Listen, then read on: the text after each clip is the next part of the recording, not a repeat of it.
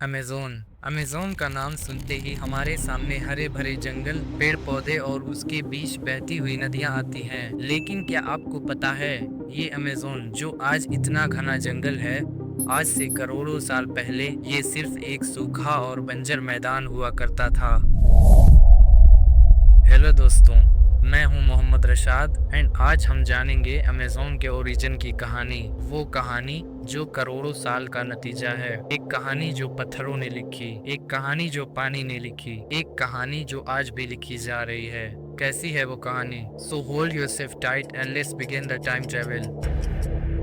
दुनिया के शुरुआती समय में आज से करोड़ों साल पहले, जब धरती पर सारे कॉन्टिनेंट्स एक हुआ करते थे, एक सुपर कॉन्टिनेंट्स जिसे आज वैज्ञानिक पेंजिया सुपर कॉन्टिनेंट का नाम देते हैं, जो टूटते टूटते आज 7 महाद्वीपों के रूप में हमारे सामने है। ये कहानी शुरू होती है आज से लगभग 185 मिलियन साल पहले, जब धरती के कोर में वोल्केनिक एक्टिविटीज शुरू हुई। और ये एक्टिविटीज धीरे धीरे इतनी पावरफुल होती गई, जिसके कारण धरती के अंदर दबी टेंशन तेजी से गैस के रूप में ऊपर की तरफ बढ़ने लगी। और इस पावरफुल गैस मूवमेंट ने धीरे धीरे धरती की ऊपरी क्रस्ट को तोड़ना शुरू कर दिया, जिससे सुपर कॉन्टिनेंट्स अलग अलग हिस्सों में टूटना शुरू हुए। और इस दौरान उसका एक हिस्सा टूटकर अलग हो गया, जिसे गोंडवाना सुपर कॉन्टिनेंट्स का नाम दिया गया है। जब दो सुपर कॉन्टिनेंट्स अलग हुए तो इनमें स्ट्रगल शुरू हुआ। भूस्खलन और अर्थक्वेक के कारण इन दोनों सुपर कॉन्टिनेंट्स की टेक्टोनिक प्लेट्स आपस में टकराने लगी, और इस टकराव के कारण over the millions of years धीरे धीरे आसपास की धरती ऊपर की तरफ उठने लगी। और इस तरह माउंटेन्स की फॉर्मेशन हुई, जो करोड़ों साल से अपने अंदर हजारों राज लिए हमारे सामने खड़े हैं। और आज जो दुनिया का सबसे बड़ा माउंटेन है, वो है एंडीज माउंटेन्स, जो साउथ अमेरिका के वेस्ट कोस्ट पर 6,999 किलोमीटर लंबा है, जो साउथ अमेरिका के 7 देशों Venezuela, Colombia, Ecuador, Peru, Bolivia, Chile और अर्जेंटीना तक फैला हुआ है। और ये माउंटेन्स ही हैं अमेज़न रेन फॉरेस्ट के जन्म का सबसे बड़ा कारण, जो अमेज़न रेन फॉरेस्ट के इतिहास में एक नायक का रोल प्ले करते हैं। Over the millions of years इस पथरीले और चटियल मैदान ने बहुत सारी आइस एजेस और ज्वालामुखी विस्फोट, टेक्टोनिक मूवमेंट्स को झेलता रहा। इन सभी चीज़ों से गुजरने के बाद लगभग 15 मिलियन ईयर्स पहले यहाँ एक फ्रेश वाटर की झील बनना शुरू हुई। ये झील इतनी बड़ी थी कि इसने पूरे अमेज़न बेसिन को अपनी गोंद में समा लिया, और हजारों सालों तक अमेज़न को और यहाँ की ज़मीन को सींचती रही, और वेस्ट से ईस्ट की तरफ बहती हुई पहाड़ों के बीच रास्ते बनाती हुई समुद्र में गिरने लगी। और इस झील ने अमेज़न रिवर का रूप ले लिया। ये नदी ही अमेज़न रेन फॉरेस्ट की लाइफलाइन बनी। अगर इस झील ने रिवर का रूप ना लिया होता, तो शायद आज दुनिया का सबसे बड़ा जंगल अमेज़न रेन फॉरेस्ट हमारे सामने ना होता, या हो सकता है कि धीरे धीरे ये ज़मीन समुद्र की गहराइयों में डूब जाती।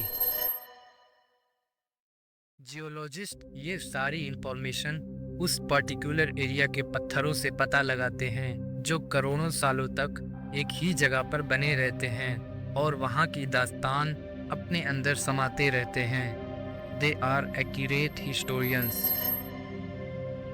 ये तो हुई अमेज़न के ओरिजिन की कहानी, पर सवाल ये उठता है कि आखिर जो ज़मीन कभी पथरीली और बंजर हुआ करती थी, जिसकी मिट्टी में कोई न्यूट्रिएंट्स नहीं हुआ करते थे, वहाँ इतने बड़े जंगल कहाँ से आए?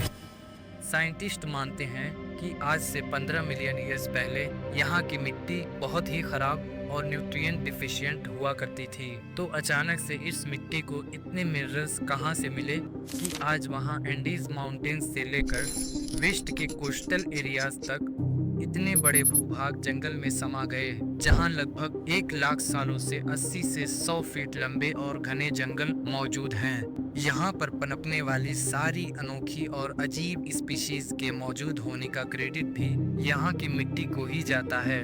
आखिर यहाँ की मिट्टी में ऐसे क्या चेंजेस आए कि जिसने इतने बड़े रेन फॉरेस्ट का रूप ले लिया और यहाँ की बायोडायवर्सिटी ने इतना ग्रो किया? इस सवाल का जवाब भी यहाँ के माउंटेन्स के अंदर ही छुपा हुआ है।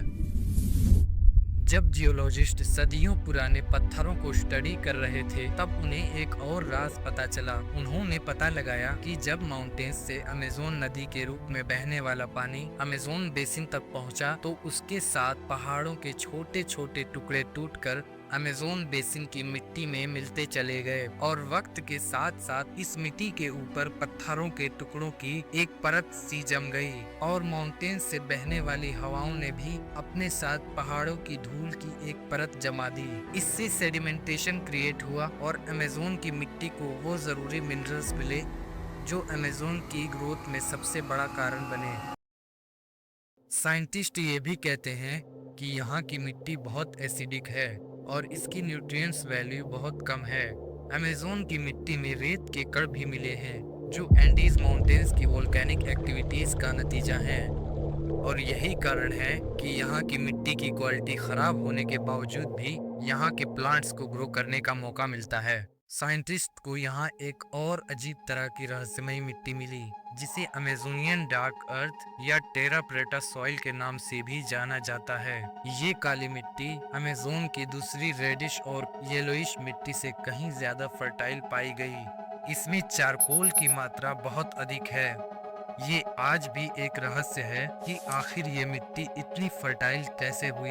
इस बात का पता आज तक साइंटिस्ट नहीं लगा पाए हैं। कुछ वैज्ञानिकों का कहना है कि ये मिट्टी हजारों साल पहले अमेज़न के इंडिजिनियस सिविलाइजेशंस ने बनाई है, पर सच्चाई क्या है ये किसी को नहीं पता।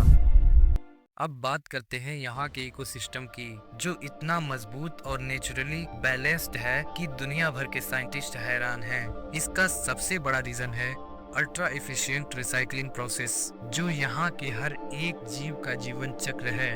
यहाँ का हर एक पेड़ पौधा और जानवर अमेज़न के लिए न्यूट्रिएंट्स बैंक की तरह काम करते हैं। जैसे जैसे लाइफ साइकिल कंप्लीट होती है, वो न्यूट्रिएंट्स वापस मिट्टी में मिल जाते हैं और कुछ भी वेस्ट नहीं होता। जो न्यूट्रिएंट्स मिट्टी में मिल गए, उन्हीं से एक नया जीवन पनपने लगता है और ये कंटिन्यूअस लूप साइकिल सदियों से अमेज़न को जिंदा रखे हुए है। यहाँ का इकोसिस्टम इतना ज्यादा एक्टिव होने के कारण घंटों के अंदर फंगी, बैक्टीरिया और इंसेक्ट्स उस बॉडी के सारी ऑर्गन्स को डिकम्पोज कर देते हैं और सारे न्यूट्रिएंट्स को मिट्टी में मिला देते हैं, जिसका डायरेक्ट प्रॉफिट यहाँ की मिट्टी को ही जाता है। अमेज़न जंगल इतना घना होने के कारण यहाँ की जमीन तक सूरज की रोशनी तक नहीं पहुँच पाती, लेकिन जितनी भी लाइट यहाँ तक पहुँचती है उसका पूरा यूज यहाँ के प्लांट्स कर लेते हैं। लेकिन मिट्टी से डायरेक्ट न्यूट्रिएंट्स लेना यहाँ के प्लांट्स के लिए नामुमकिन होता है, इसलिए यहाँ के पेड़ पौधे जिंदा रहने के लिए यहाँ की फंगी से इंटेलिजेंट सिम्बायोटिक रिलेशनशिप बनाते हैं और इस यूनिक रिलेशनशिप को माइक्रोहिजल नेटवर्क ही कहा जाता है। इसमें होता यूं है कि फंगी प्लांट्स के रूट के साथ जुड़ जाते हैं और मिट्टी से फास्फोरस और नाइट्रोजन जैसे न्यूट्रिशंस को एक्सट्रैक्ट करके प्लांट्स तक पहुँचा देते हैं और इसके बदले में प्लांट्स फंगी को शुगर देते हैं और ये रिलेशनशिप म्यूचुअली वर्क करता है। बल्कि पूरा का पूरा जंगल इन्हीं अंडरग्राउंड वुड वाइड वेब से जुड़ा हुआ है। वैसे तो अमेज़न की स्पीशीज के बारे में अगर बात की जाए तो बात कभी खत्म ही नहीं होगी, पर इस जंगल में एक बहुत ही अजीब लीफ कटर आंट्स भी पाई जाती हैं। इनके बारे में सबसे हैरत अंगेज बात यह है कि इनकी अपनी अंडरग्राउंड पूरी की पूरी कॉलोनीज बसी हुई होती हैं। ये पेड़ों से पत्ते काटकर अपनी कॉलोनीज में ले जाती हैं, पर वो उन पत्तों को खुद नहीं खाती, बल्कि उनमें फंगस ग्रो करते हैं। वही फंगस उनका असली भोजन होते हैं और इस पूरे प्रोसेस को फंगस फॉर्मिंग कहा जाता है।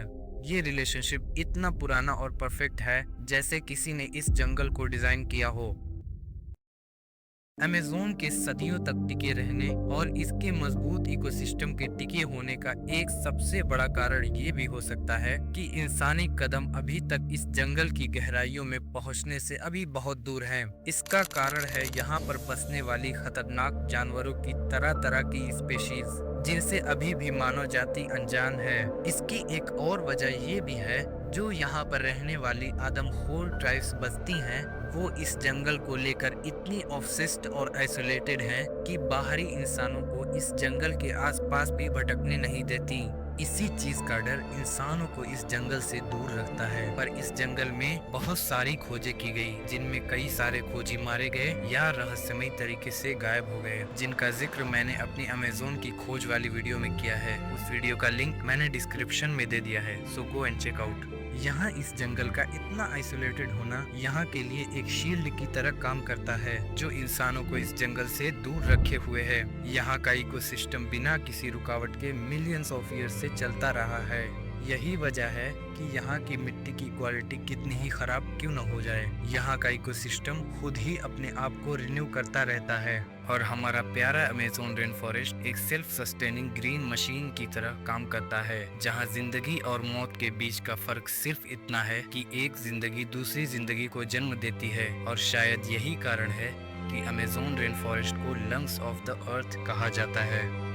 लेकिन सैड रियलिटी ये है कि जिस अमेज़न रेन फॉरेस्ट को हमारी प्रकृति ने अपने खून और इतने जुनून से सजाया और उसे बचपन से आज तक एक आंच तक नहीं आने दी, और उस प्रकृति की सरपरस्ती में हजारों सालों तक ना जाने कितने ज़मानों का चश्मदीद गवाह बना, उस करोड़ों साल की प्रकृति की मेहनत को आज इंसान अपनी ज़रा सी लालच के चलते उसे मिनटों में तबाह करता जा रहा है। काश पेड़ों की दर्द की जुबान भी कोई समझ पाता, जो हजारों सालों तक खड़े रहकर इस धरती की रूह को तकवीत देते हैं। काश कोई इनकी चीख भी सुन पाता। इंसानों को ये रियलाइजेशन हो जाए, जो कहीं इंडस्ट्रियलाइजेशन के नाम पर तो कहीं डेवलपमेंट के नाम पर इस धरती की रूह को इतने जख्म देता है जिसे गिन पाना नामुमकिन सा लगता है।